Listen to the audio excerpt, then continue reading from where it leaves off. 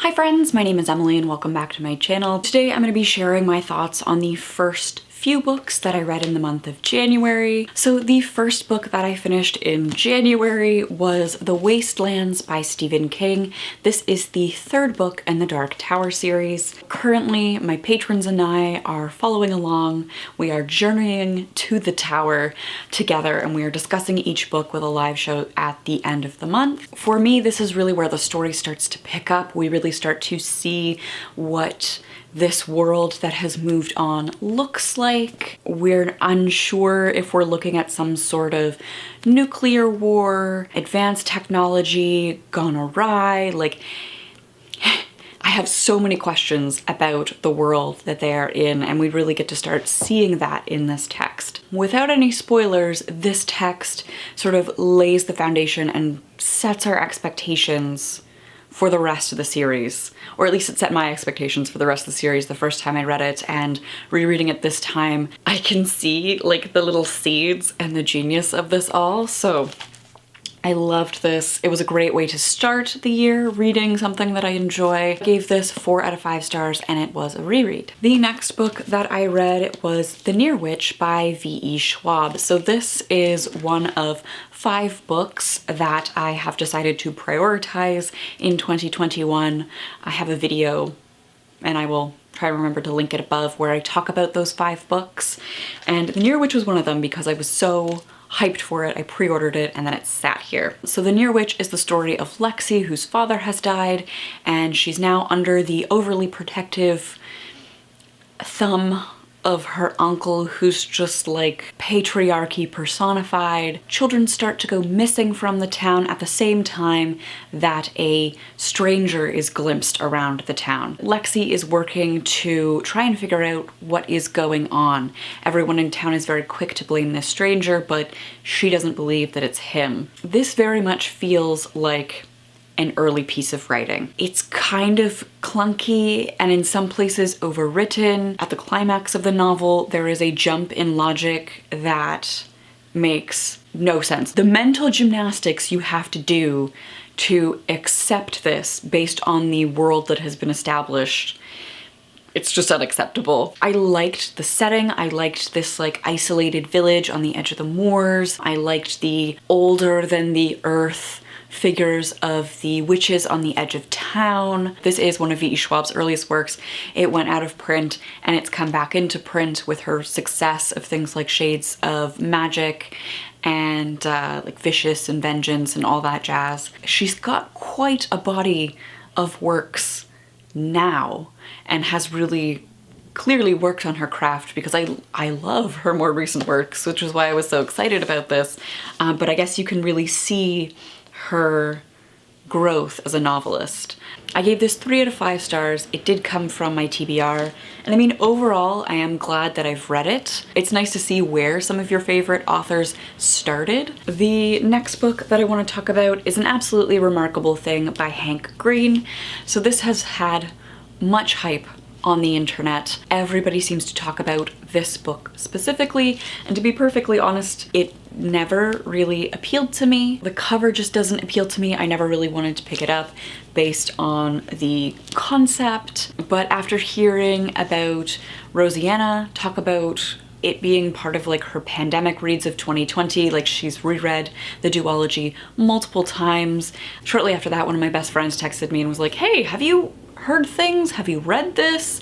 I decided for $8 it was worth seeing where I fell on this, and I loved this. This is the story of April May, who's just living her life as a young person in New York City. She is leaving the office very late one night and stumbles across this giant statue that has just appeared named Carl, and she calls her best friend Andy, who has a YouTube channel, has video making skills. They shoot this video of her interviewing this statue. The statue obviously does nothing because it's a statue. There's this like instant internet fame, the building of this fame, this narrative becoming a public figure overnight is sort of intertwined with figuring out what Carl is, what Carl means for humanity, because Carl didn't just appear in New York, he appeared in 64 cities around the world, I believe, simultaneously. It's this massive global mystery that's working to bring people together at the same time that it is scaring the shit out of people and tearing them apart. I hate to say it because there are so many folks on YouTube who are creative and are writing and getting published by their own merit, but there's also the reputation of like the YouTuber book. And so part of me always wondered if Hank Green's ties to John Green, his success with Vlogbrothers and everything that he does online with all of the channels that they own, like that whole business, the business of being well connected, got this published. And I do feel like this is worthy of publishing without all of the connections, right? Something that I'm never able to do with John Green is to turn off his voice. Like when I'm reading Hazel Grace, I still hear John Green's voice.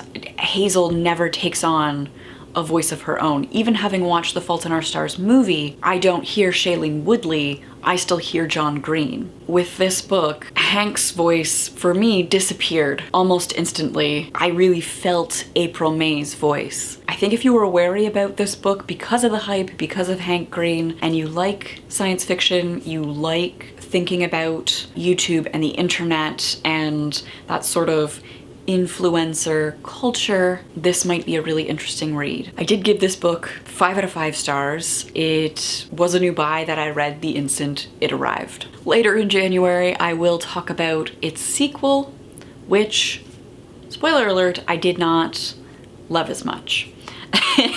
So I think I'm gonna leave it there with just 3 books. If you liked what you saw here today, please give this video a thumbs up and consider subscribing. 75% of you watch and are unsubscribed. So if you're in that boat, consider subscribing. That would be great. Do let me know your thoughts on any of the books in the comments down below. Thank you to my patrons who make videos like this possible. They make the purchasing of books like this possible. Like, as a new homeowner, the money that I make in my 9-to-5 job goes towards household expenses, our mortgage, and so the ability to buy new books and review new books like this is entirely because of patrons. So currently with my patrons, I am hosting 2 book clubs. The first is the long-standing Red Rum book club. Currently we are journeying to the Dark Tower, and we are giving ourselves January and February to read all of Wizard and Glass, which is the 4th book in the Dark Tower series. So if you are a fan of the Dark Tower series and want to jump in on that, there is that live show to look forward to. For folks who don't want to jump into a series, there is the drop-in book club that is yet to be named, anything sort of catchy and fun, and that is available to patrons at all tiers. It is for smallish books. I asked for books around the 200-page mark. For February, I'm looking at books for like the 250 mark because I realized how small 200 actually is and how hard it is to find a book to meet those requirements. So we're upping that number for the Patreon book club in February. Patrons at the voting tier have input on the book club books. Alana the First Adventure by Tamara Pierce is the book that was submitted and chosen by patron votes. I am about to, after I finish filming this video, go read, take some real intense notes. I left a challenge for myself to think of Alana as a trans narrative this time. I will be posting the show outline with the questions that I want to discuss, that I want to use to guide the discussion as soon as I finish the book. If you're interested in that, links to the Patreon page are down below. Obviously, this drop-in book club is going to be a little bit more varied and random, but I hope that you are interested in just pushing your reading a little bit this year and joining us on this book club experience. That's enough like self-promo. Thank you all so much for watching. Hope you're having an excellent day today, and I will see you soon. Bye.